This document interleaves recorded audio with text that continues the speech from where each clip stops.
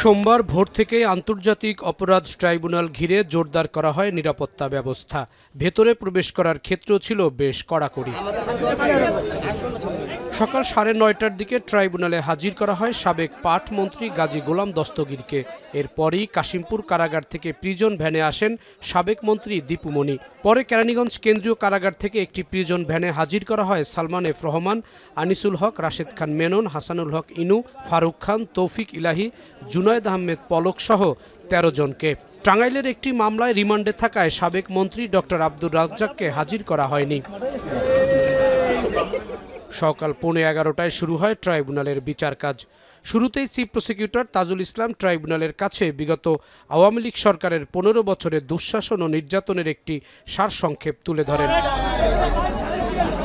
শুনানিতে রাষ্ট্রপক্ষের আইনজীবী বলেন, বিডিআর বিদ্রোহে সেনা কর্মকর্তা হত্যা, শাপলা চত্বরের হত্যাকাণ্ড, আর্থিক কেলেঙ্কারি সহ সবশেষ জুলাই আগস্টের গণহত্যার সকল দায় সরকার প্রধান হিসাবে শেখ হাসিনার। এক পর্যায়ে শেখ হাসিনাকে গ্রেফতারে কী পদক্ষেপ নেওয়া হয়েছে জানতে চায় ট্রাইব্যুনাল।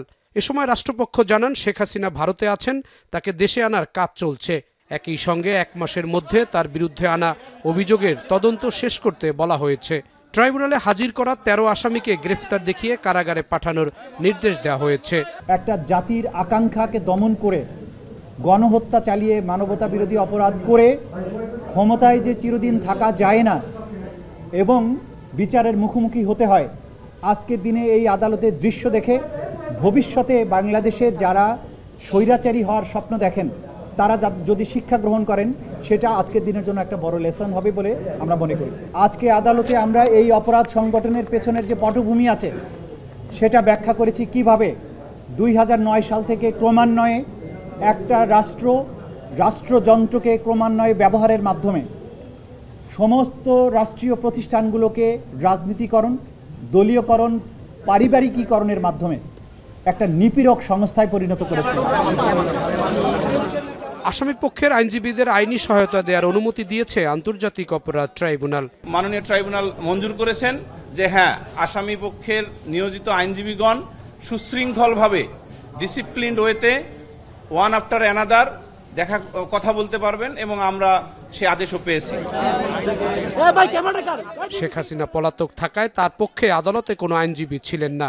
মামলার পরবর্তী শুনানি 17 ডিসেম্বর দুপুর 1:30টার দিকে আসামিদের ট্রাইব্যুনাল থেকে কারাগারে নেওয়া হয়।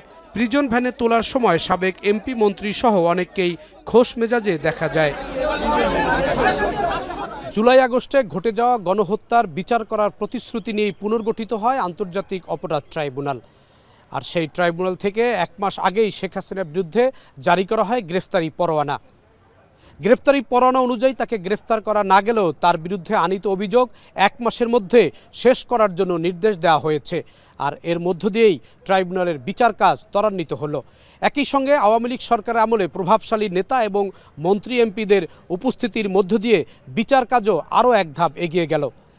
প্রসিকিউশন টিম মনে করেন তারা নিহতদের পরিবারের কাঙ্ক্ষিত যে বিচার সেটি প্রতিষ্ঠিত করতে সক্ষম হবেন। জাহিদ হাসান, এখন, ঢাকা। মাঠের অলরাউন্ডার আমি, আর ঘরের allrounder Tylox. Tylox toilet cleaner, clean মানেই টাইলক্স।